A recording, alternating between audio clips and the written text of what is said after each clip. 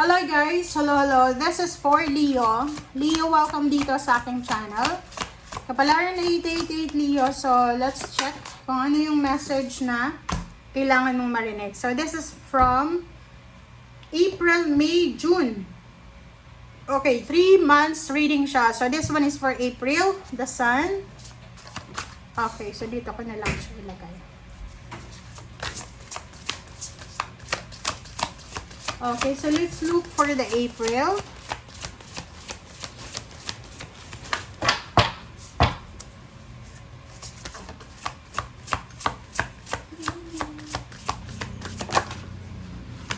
Okay, so this is for the April, May, and June. Okay. Okay, the Sun. Sa buwan ng April, Leo, so this is your energy. Sobra kang magiging masaya. Okay, there's a celebration. A time of great joy and success. Napakaganda. Magical opportunities coming.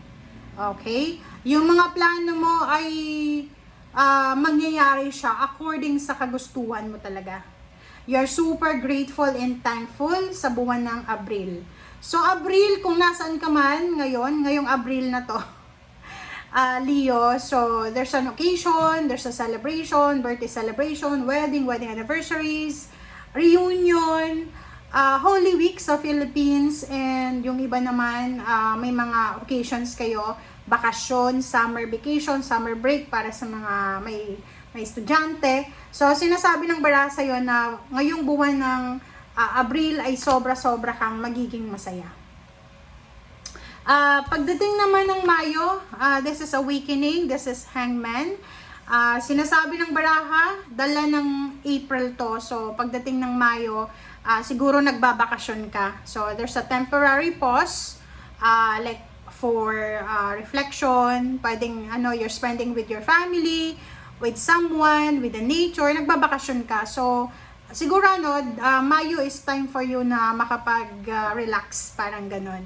So, sa ibang bagay din, sa ibang sitwasyon, pagdating ng Mayo, parang yung iba sa inyo, wala kayong masyadong ganap. And ang gagawin nyo lang is magpahinga. Yung iba, chill lang yung iba. Okay? So, yun. And pagdating ng June, this is Ace of Swords. So, this is information, communication. And pagdating ng June, isang napaka-importante na ideya na posibleng kailangan mong gawin or pagdesisyonan pagdating ng June.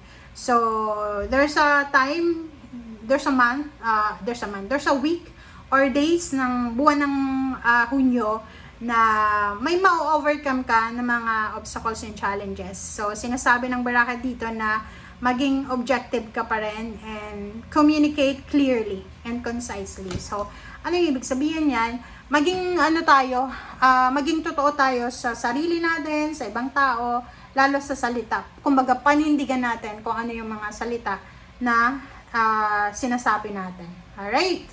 So, let's check. Okay, so let's clarify. This is for Leo.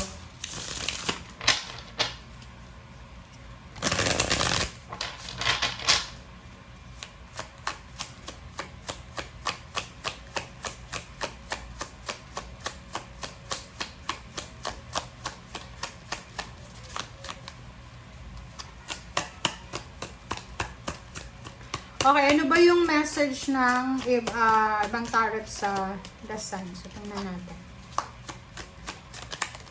Okay, The Sun. Wow!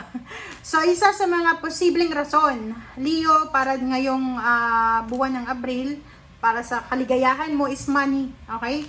Pwedeng kung ikaw ay business person, pwedeng may isang napakalaking kontrata ka na pipirmahan. There's a huge offer. New job, new career. Basta new source of money para sa mga Leo ngayong Abril. It's either promotion or there's a lump sum of money. Pwedeng makakatanggap ka ng payouts, payments, and bonuses. Okay.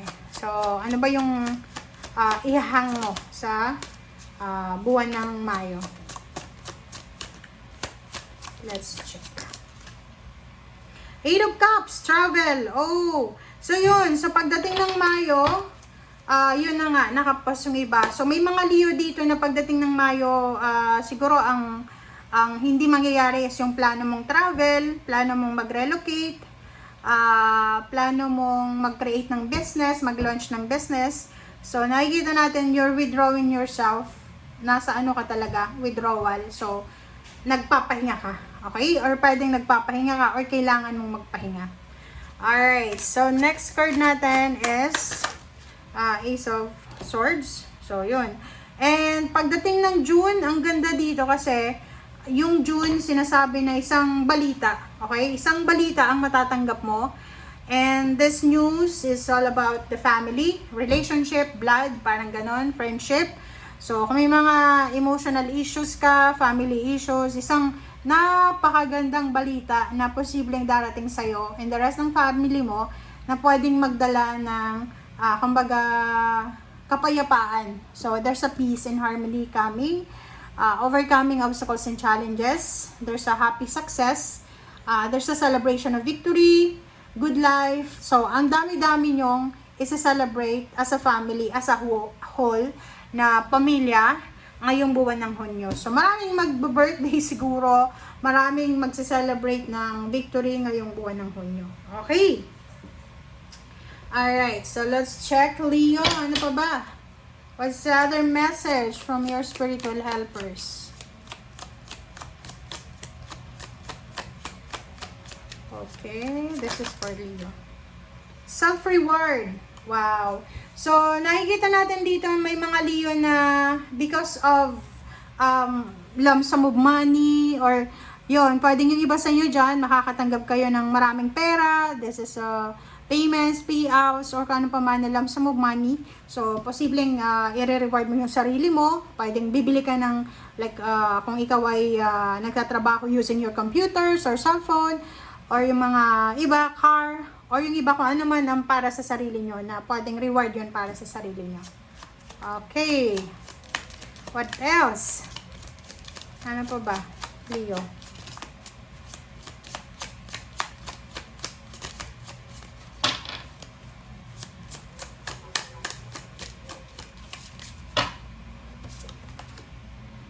Personal change, personal transformation, nakakaloka, ang galing mo. So, nakikita natin dito, may mga Leo, like for example, yung plano mo is, mayroon kang plano, like New Year's resolution. And then, simula January hanggang June, siguro na-achieve mo yung gusto mo, like magpapayat, magpataba, mag-ipon ng pera. So, meron kang mga personal transformation sa sarili mo na posibleng mangyari. So, punong-puno ka ng happiness and contentment yan. Kasi, parang sinasabi ng baraha, yung mga wishes mo, yung dreams and wishes mo ay unti-unti nang nangyayari. Or, unti-unti nang nagkatotoo. Okay, sorry. Alright, so sorry. Reach out. Okay. And restless energy. So, you need to be careful kasi siguro masaya ka, you're happy, you're contented, but there's some na like family members mo, friends na malungkot. So, sinasabi ng barahan na as much as possible, especially kung marami ka namang pera, marami kang oras, you need to reach out. Okay? Kailangan mong mag-reach out doon sa mga tao na nangangailangan ng tulong mo. Kasi, like for example here, sinasabi ng baraha sa'yo dito na about sa sarili mo, marami kang ma-achieve personally. Okay? Like promotion, salary increase, may investment. Kumbaga yung pangarap mo talaga, ito yung pangarap mo, tapos biglang na-achieve na.